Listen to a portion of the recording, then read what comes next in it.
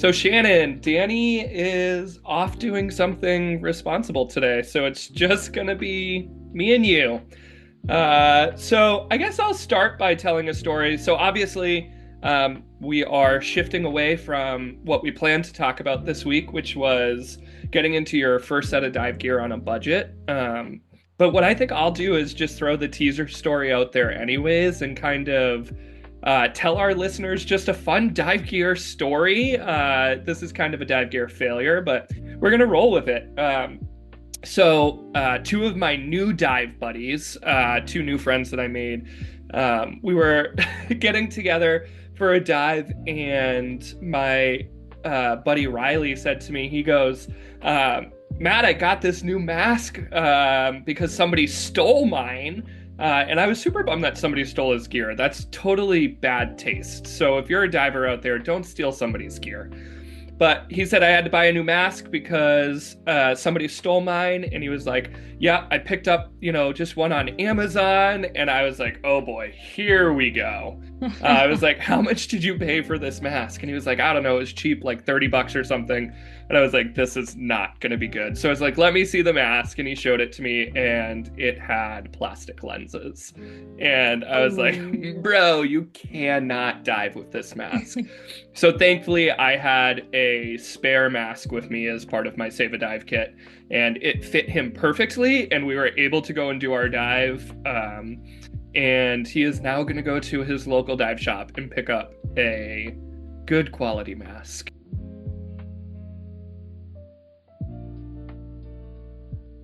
Welcome back to Three Broke Divers. Today it's just Shannon and Matt holding down the fort for a mini, what we like to call a surface interval episode.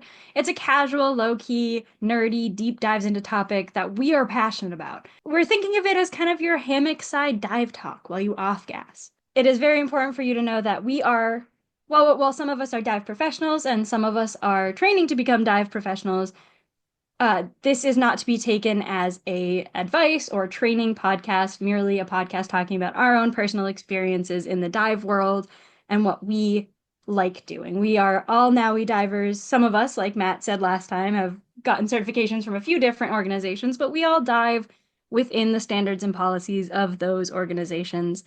So again, this should not be taken as any type of advice or training, but rather just a fun experience podcast where three friends talk a little bit about why they love diving so much. Great. So we'll kick off with our main segment tonight, which we're calling Science, Shipwrecks, and Safety. So Shannon, Woo! why don't you tell me about the coolest or weirdest artifacts that you've come across while doing your archaeological diving? So I was diving on one of the sites that I work on with this group called Rhode Island Marine Archaeology Project, which I'm sure at some point we will do a full deep dive into what all of that is. But for now, just gloss over. It's called Rhode Island Marine Archaeology Project, or RIMAP. And we were pulling up it's called a sounding weight. So it is this large lead object, and it weighs about 24 pounds. And when we found that underwater, it was just wild because it was this weird, like, tube-shaped object. And being the young, kind of bold diver that I was, I said, I'll bring it up to the surface. So here I was taking this super heavy weight, just kicking as hard as I could, doing that slow 30 foot per minute ascent rate that we all do, but it's still bringing this super heavy artifact up to the surface. So there was this long metal, it's normally made out of lead. It has a hole in the top where a rope would be tied to.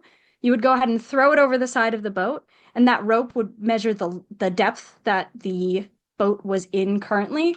And then there also was a little divot in the bottom of this that would pick up any of the substrate that was on the bottom, so you could see what the bottom of the ocean floor was made of in that location. It was such a cool thing to find and to come across. And it dates to, the 18th century. So this is very commonly found on 1700s boats, and it was really, really cool to see. That is so awesome. I learned something new today. I had no idea that that's how they did that. It's super cool. Like, I am in this world of underwater archaeology, and you are risk management, right? That's like your whole thing. But I just have to know, what would you do if you found a cursed anchor? How would you do that risk management of something like that? Well, Shannon, that's a great question, and something that I kind of think about as a difference between you and I as divers is I'm not an underwater archaeologist. I am a recreational scuba diver. So, first and foremost, I still dive under the philosophy of take only pictures, leave only bubbles. So, if I were to come across a cursed anchor personally, I think that I wouldn't want to touch it because it's cursed and because I want to allow it to kind of remain part of the ocean system. And so I wouldn't touch it. I mean, I'm sure you would love to try to find out where it came from, what, vessel it was attached to at one point in its history. But I think that it would probably be risky for a recreational diver to attempt to surface such a heavy object. And, from a recreational standpoint, like I might take a picture of it and tell a story on the podcast about it, but I'm going to leave it there in the ocean so the ocean can do with it what it needs to do with it. Absolutely. I love that. And I will jump off of that a little bit and say that is the perfect response for any recreational diver to say about artifacts underwater.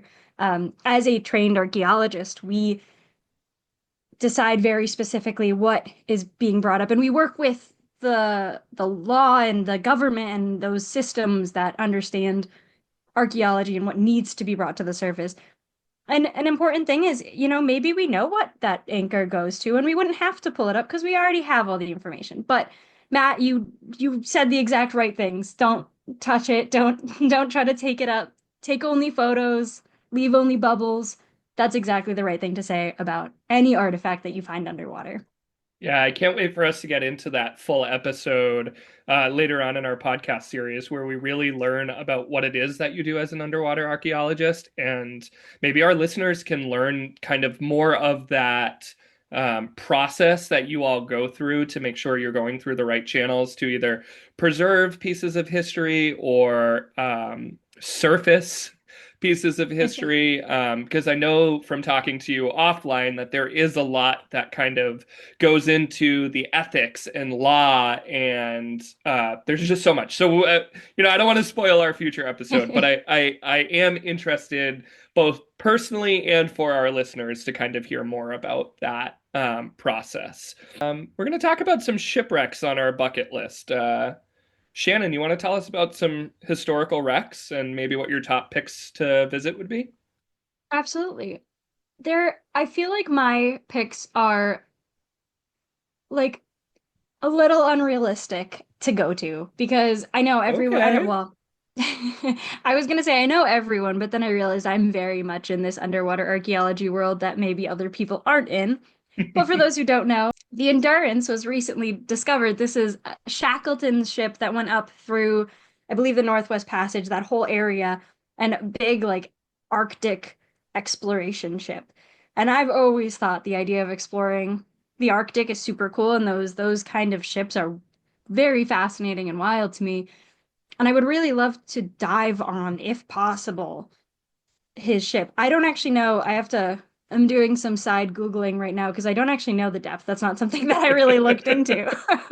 Yeah, so it's definitely not within safe diving ranges. So let's Okay. just say it's about 3,000 meters, Whoa. which, yeah, not quite, not quite something that we can dive to. Nope. But hey, I've always wanted to go on a submarine, so I'd totally love to see it on a submarine. But Okay. um, as far as other wrecks, I mean, again, with that archaeology hat that I have on, I know that, and again, we'll really dive into this when we get to the archaeology section, but a broad covering of it is, if a wreck belonged to, especially if during wartime, belonged to any other country, it is still that country's property. So obviously, with that being said, any wreck that I go to, I'd want to be very respectful of the legal limits of the wreck. I know there are German U-boats outside of Rhode Island, and those are always something that I was fascinated to see. But obviously, I also want to make sure anything that I do is well within the law and the legal limits of diving and also archaeology. So my bucket lists are, of course, wrecks that are out of my depth, go to see the Endurance and then also those German U-boats. But maybe someday, who knows? Maybe, we never know what the future holds Yeah. uh, of What diving about you? or Do you submarining. exactly? Do you have any shipwrecks that you are specifically interested in? Yeah, I have a couple of like infamous, or maybe you would call it like sketchy wrecks that I have kind of looked at through my little safety lens. So actually, one is right off of Nantucket, Massachusetts. It's called the SS Andrea Doria. It sits in about 70 meters of water, so a little bit more within our reach for diving. That's about 240 feet, so it would still be beyond the recreational limits for diving. So maybe this is something we could go explore once we venture into the tech diving world. But as of right now, it's outside of our limit at 240 feet. It is known as the Mount Everest of wreck diving. It's deep, it's cold, it has strong currents, limited visibility, and collapsing structures. Unfortunately, over 15 divers have died on this site, so it's very dangerous, and because of certain factors, right? So in research, I found out that there's a lot of entanglement hazards on this wreck, and it's deteriorating like Mm, fast. yeah. There's plating that falls off unexpectedly, so this is not for that novice diver. A, because it's outside of our limit, and B, because the conditions of diving this site are very, very unsafe. So for those reasons, I probably will never dive it. But is definitely interesting as it is a wreck that is rather close to us in our location. And then across the pond is the motor vessel Captianus, which is in Scotland. And this one's only in about 10 meters of water, so about 30 feet. So definitely within our limit of diving. This particular wreck lies on its side in the River Clyde. Visibility in the River Clyde is usually garbage. Um, the currents can be nasty, and the wreck is full of sharp metal and siltouts waiting to happen. So again, not something that we'll probably dive in our dive careers because of the conditions. But a little fun fact: it's named the Sugar Boat because when it went down, it was carrying sugar, and divers say that they can still smell the molasses. I have questions about that because if you're wearing a mask, your nose is covered. But that's what the internet told me. So we'll have to believe them for now. Yeah, that is also so interesting to me that it still smells like molasses. I don't I don't understand either, but I'm very, very intrigued by that concept of a boat smelling like molasses. Yeah, I mean, if we're ever in Scotland, maybe we'll have to check it out if the weather is fair. I love it. So that kind of wraps up our bucket list of shipwrecks. And I think we're gonna continue on to misunderstood marine hazards. So, Shannon, what are some things people freak out about underwater but probably shouldn't? I think the thing that jumps to my mind first and foremost, the top of the list is gotta be sharks. Hmm. Obviously, as with any sea creature, look from a distance, don't chase, don't approach. This is a viewing sport, not a active chasing sport when you look at sea creatures. But I think with movies like Jaws and, even one of my favorite movies, I love it, Soul Surfer, where you watch someone's arm get bit off. We Hmm. have this fear of sharks, and I think luckily a lot of experienced divers I think are in this similar boat now where they understand that the similar to the barracuda from last week, they don't really want anything to do with you. And if you don't bother them, they won't bother you. But again, this like media of, oh, and Shark Week. Don't even get me started on Shark Week. It does such a disservice to this beautiful animal. Um, Yeah, I couldn't agree more. And marine life in general. I mean, if you look from a distance, they aren't gonna bother you. And if you don't bother them, they will keep away. So again, look from a distance, bring it back, take only photos, leave only bubbles, don't bother the sea life. But to flip it on its head, what are things that from your safety guy standpoint, with your safety hat on, what are things that people ignore but definitely shouldn't ignore? Yeah, that's a great question. And the first thing that kind of comes to mind is like ignoring the kind of behaviors of marine life, because I think they tell us a pretty good story of whether or not we should be um, swimming towards or away from something. So not to dwell on the barracuda subject, but I will share a story again from a dive with two of my new dive buddies, Riley and Liam. We were out diving and we did encounter a barracuda who either was pregnant or getting ready to lay eggs, but definitely was being territorial in its behavior. And my buddy started swimming towards this barracuda to kind of check it out. And this barracuda, me and my other buddy that I was with, we definitely noticed that this barracuda was like, "You are infringing on my space." Um, and he was not aware that that was kind of the behavior of this fish. So I unhooked my inflator hose and started banging it on my tank to catch his attention and was like, "Yo, bro, like swim the other way. Like you are entering its space, right?" And like we said in last episode, barracudas have no interest in us humans. We're loud, we blow bubbles, we have metal tanks strapped to our backs. But if you challenge an animal, like they're gonna defend themselves. So in that moment, it was definitely like he did not recognize the behavior of this animal. So thankfully, I was paying attention and was able to kind of get his attention and we swam away and thankfully everyone stayed safe. But you really need to do some research into like what is an aggressive behavior of this marine life, what is friendly behavior, right? And that goes for big fish and small fish. I think it's the is it the sergeant majors, the Mhm. little The sergeant really majors, they'll like aggressive small swim right ones. into your mask and like tell you like get Yeah. out of my hood, you know.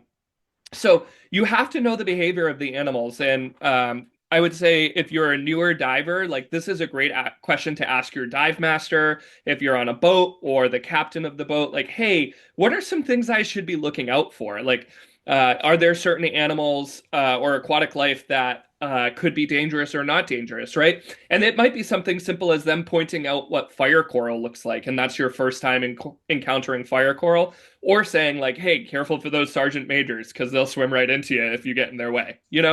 So I think that that's something that often gets ignored is like we're so curious to see all there is underwater that sometimes we're not looking at the warning signs that say, "Hey, this isn't your space," and something is likely to defend their area of the water. So I think that would be my like safety take on marine hazards is like just know the behavior of the animals, and if they're seemingly not friendly, probably not a good idea to keep investigating. Yeah, I totally agree. I think a good sentiment to have about marine life is they're not aggressive, they're territorial. So odds Mm, are, if they are being what you think is aggressive, it is because you are probably someplace you shouldn't be. So I totally agree. And in your dive boat, your dive master, your dive leader, they're a great resource for that information about sea life because they've been diving those waters for so long. So really, listen to them, ask them questions after. They love talking about their job and about the ocean creatures.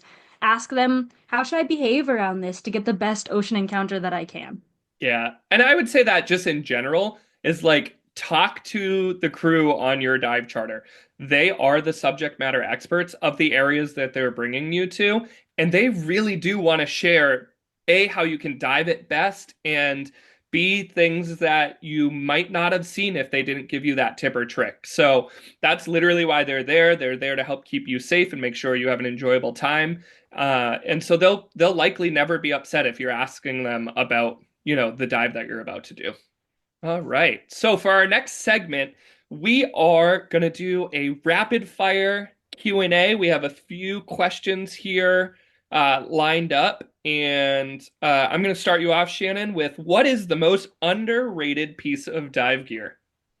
I have two answers. One is a dive light or like flashlight and on any dive because if if you bring a light with you, you can see the actual colors so much better. And I think that that's often forgotten on especially daytime and shallower dives because even then you're losing your colors. So bringing a dive light on those shallow dives and in the day is still really cool because you get to see a lot of bright colors.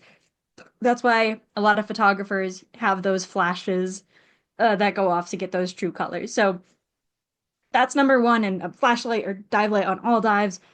And then my second one is one that I think just gets forgotten, which I would say is a SMB or a surface marker buoy because it's important to have, and I think they often go to the wayside and get kind of tossed out and not brought on dives. At least from my experience. I don't really want to speak on everybody's experience, but from my experience, they kind of, you know. Do you Yeah, have any? I agree. I was going to say the SMB if you didn't say it because I feel like so many certified divers who go out and buy their own gear.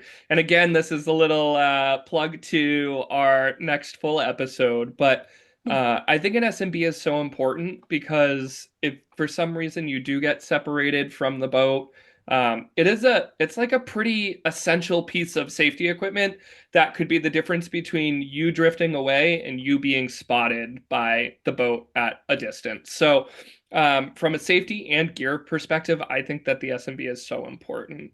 Our next question. What is your dream dive destination? Oh, this is a tough one because there is so much of the big blue ocean that I still want to explore. Hmm. But I will say I am very envious that you are going to the Red Sea this summer and I am not. So that is definitely pretty high up on my list of places I want to dive.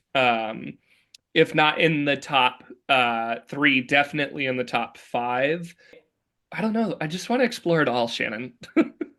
Yeah, I think it's hard to choose one specific location because, like you said, they all offer so much.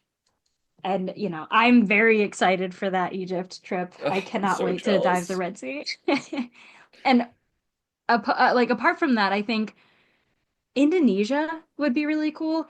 And I also heard a lot about blackwater diving, and that is just something I am wildly fascinated in. And I think those are my two big ones. I'm excited for Egypt, and I would love to do Indonesia or any dive that has a blackwater dive Mm, because I just am so yeah. fascinated by it. Oh, the ocean is so cool. Shannon, what is one diving myth that needs to die? This is a tough one. I don't know, honestly. I think calling our air mixture oxygen, I know is Oh, something that people are just and it's yes. wrong, so I totally get it. And I would correct people when they say that we're diving on oxygen. But I think that's a big one that needs to go to the wayside is understanding that it's not pure oxygen. We are, in fact, still breathing the same air mixture as we do normally. So I think that's my number one that a lot of people have that misconception. So, Shannon, I'm going to hit you with another question. Most annoying things students do underwater. It's so obviously I want to say this with a huge caveat and an asterisk and, you know, aside. Obviously students are learning, so they all make mistakes, right? Everyone does the 100%. yeah, this is no one knows how to dive before they start diving, so it's not, I don't blame anyone for this, obviously. I think from a from a safety standpoint, we'll go there first. As certified divers, we should know that when you remove your regulator from your mouth, you're always blowing bubbles. And I think one of the most annoying things is even after teaching it, constantly having to show that you're blowing bubbles. But again, with the caveat that I understand they're learning and it's a developed skill. So there's no to any of my students who are listening who may have done this at some point. No ill will towards any of you because I understand completely. I've been there. I was probably there when I was learning, so no annoyance on that. Another funny one is definitely the bicycle kick instead of a flutter kick, bending at the knees, which again, it's a weird new thing, so I get it, but it is funny to watch sometimes and Have have you ever seen the video of like dogs being put on like the snow booties for the first time and they're Mhm. like all awkward and they don't know how to Yeah. walk anymore? That's exactly what I think of anytime I see like a newer diver doing the bicycle kick instead of a flutter kick or a frog kick. I just think of that, like that's the image that pops into my head. It's like the dog with it. And it's so true, right? Because we're introducing a new piece of gear, which is like booties and fins or just a full foot fin, and it's like you're not sure how to kick and it's awkward, and like no matter how many times your instructor shows you how to do it, like it's still this like weird long thing attached to your foot. So I totally understand it, but it does look so silly It underwater.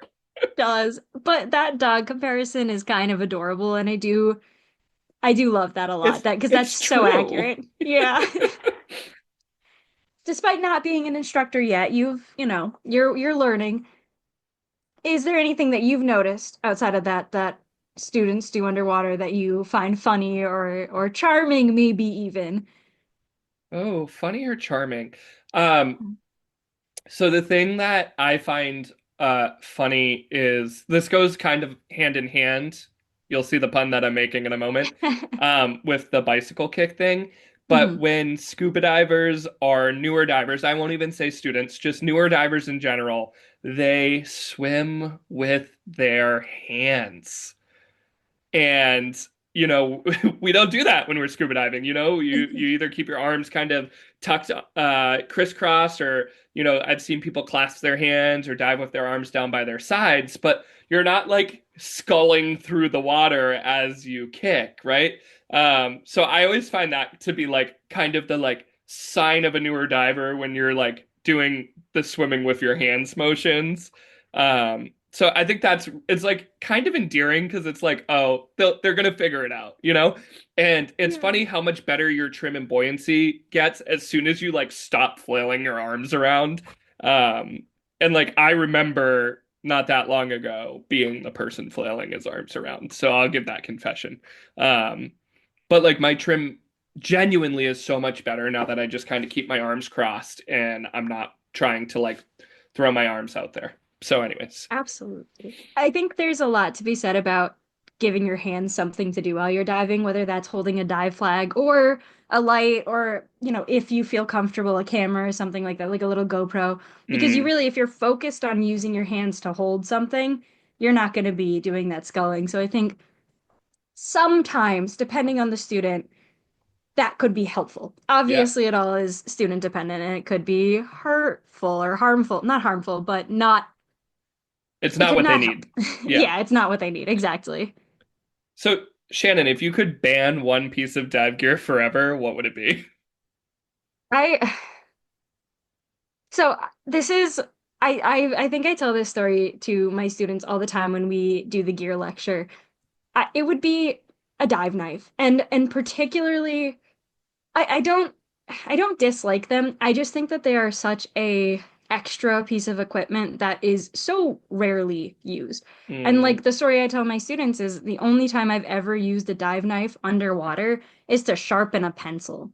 That's the only time I used it. Now, there's a lot to be said about having a line cutter or something that's dull and can cut through line either to help, clear fishing line out of coral, or if there's, God forbid, an entanglement issue, to be able to get yourself out of that. So obviously, from a safety standpoint, I totally am okay with something to cut line.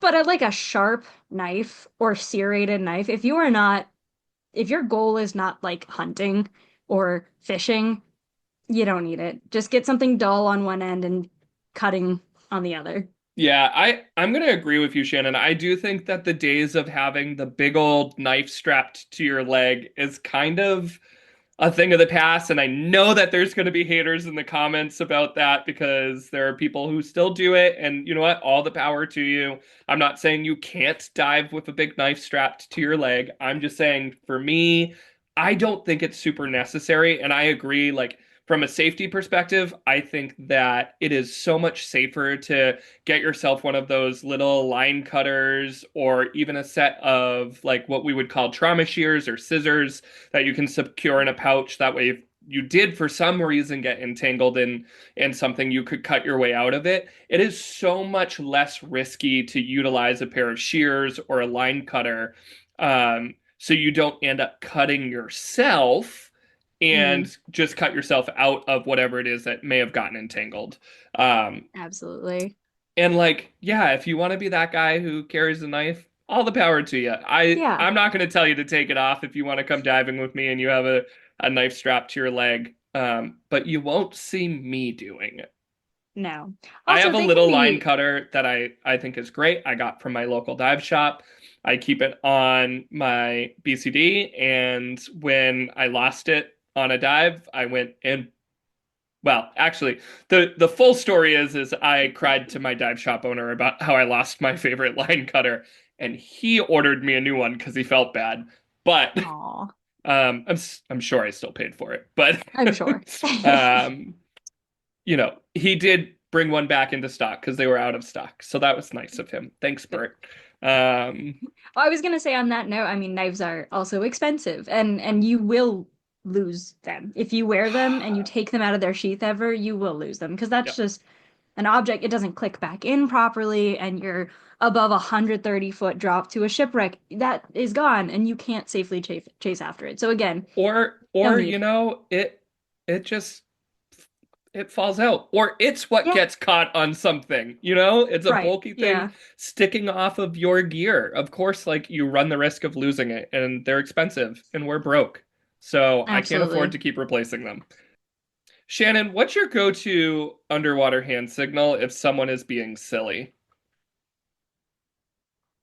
That's a good one. And I'm trying to think of one that I do that is kind because I have definitely done some that maybe are not as kind. That's for the uh, Three Broke Divers After Hours podcast that you might So never get. I'll tell you what mine is. So you know Please, thank how you. So you know how when you're like asking somebody where's the boat, you kind of do like your hands out to your side, like, where is this? And then you make the like V for the boat.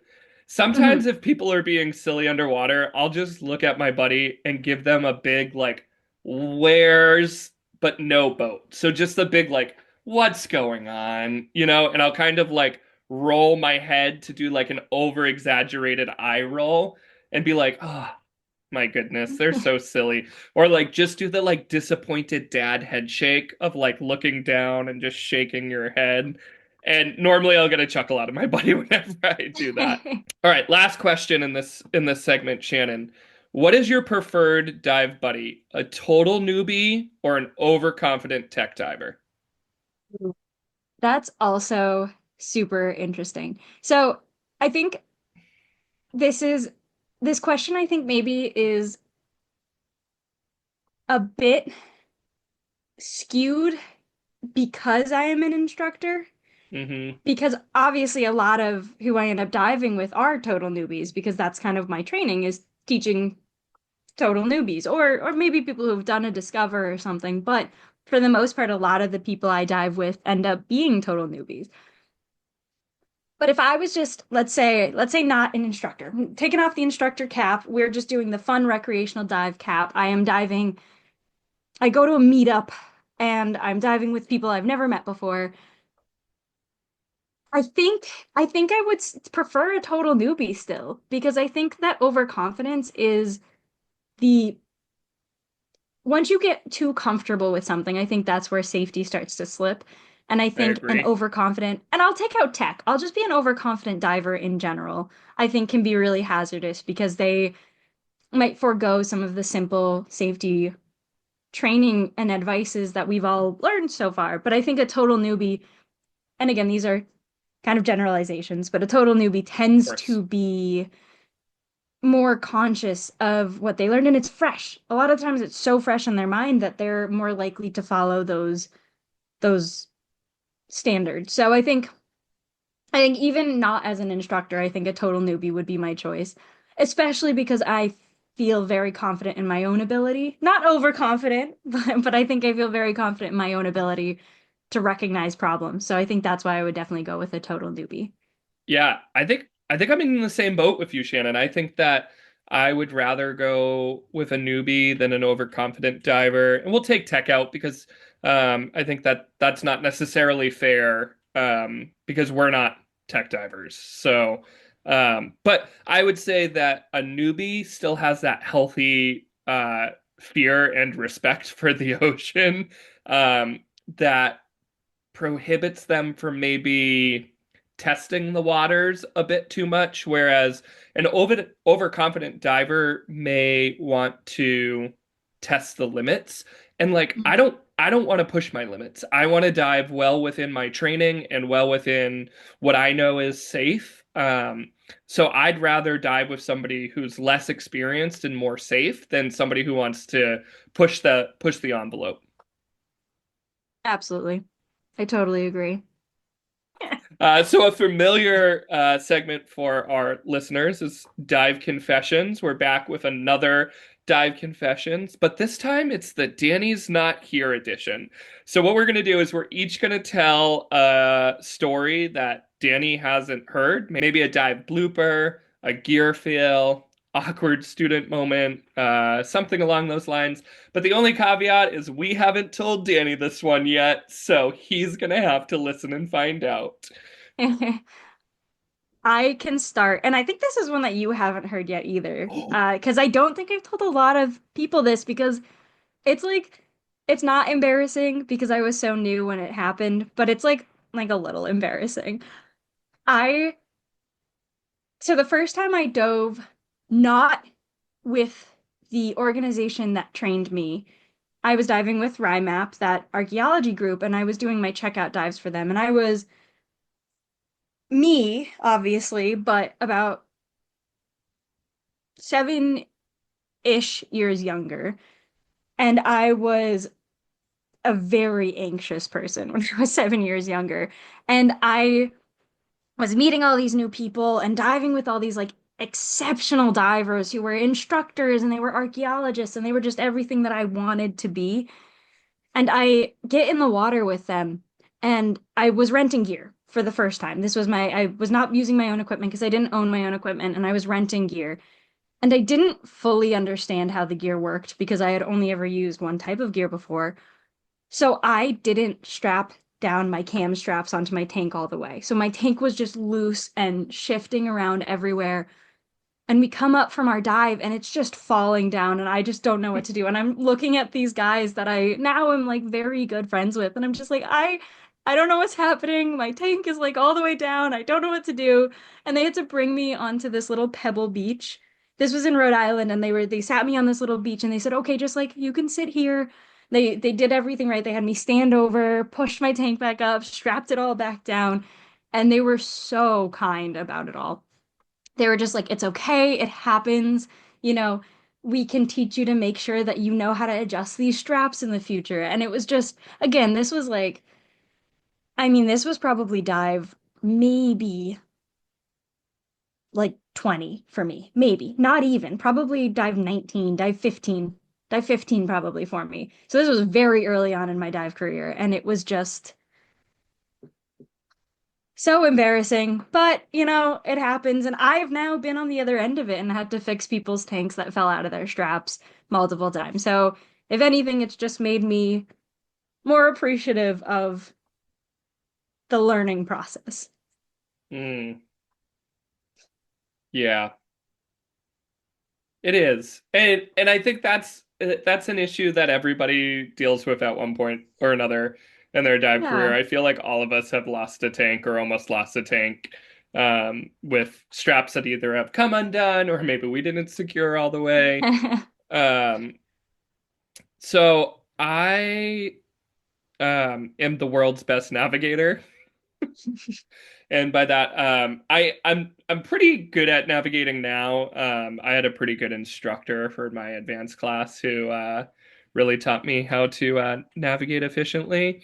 But even still, Oh, after getting advanced certified, was out on a dive with a couple of friends, and I was kind of like the buddy leading the dive, and I was doing great. We were kind of navigating this reef area and I knew where the boat was and I knew where the reef was and we were diving and um we kind of did like a loop and I don't know like what ended up happening, but I lost kind of my bearing.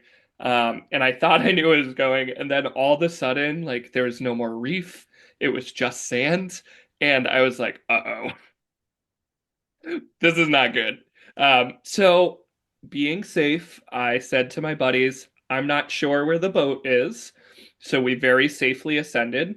We visualized where the boat was. I got my heading back. We went back down. We finished our dive without incident. But I was so embarrassed, Shannon, because here I am, like, an advanced certified diver, have done several dives at this point in my dive career, and I got lost. Um, but I think it's an important reminder and was a humbling reminder to myself that like that's why we have safety procedures, right? So I just surfaced, saw the boat. I really wasn't that far off, a little turned around. We went back down and we got back to the boat safely. So it was a humbling experience for me because I was like so confident that I was leading this dive great and I knew where everything was. And then I definitely didn't know where everything was. So I didn't tell you or Danny that story because I was embarrassed and didn't want you guys to judge me. But here we are doing dive confessions. So you're welcome, listeners. I'm really being vulnerable. well, and Um, that's another one. We all do. I think we like to call it turtle navigation, where you are down for your long dive and then you have to pop your head back up and go, oh, right, that's where I'm supposed to be going. We've all been there too. I've definitely done it before.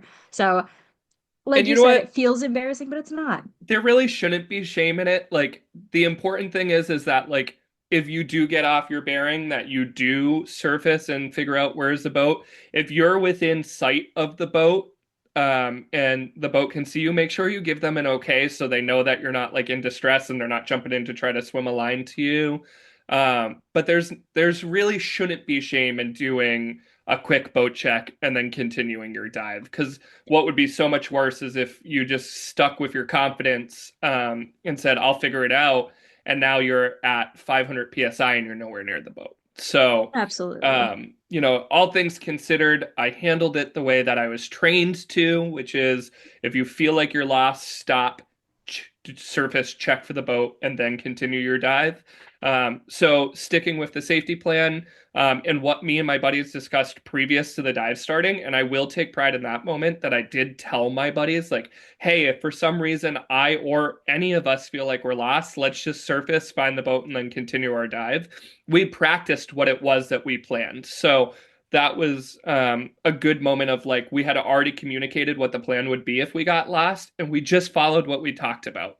Um, Absolutely. so again, an important reminder to do your pre-dive planning with your buddies, so you know how we're going to communicate, what we're going to do if something goes wrong. So I think Shannon that we've had a pretty good talk tonight. So Danny will be back, folks.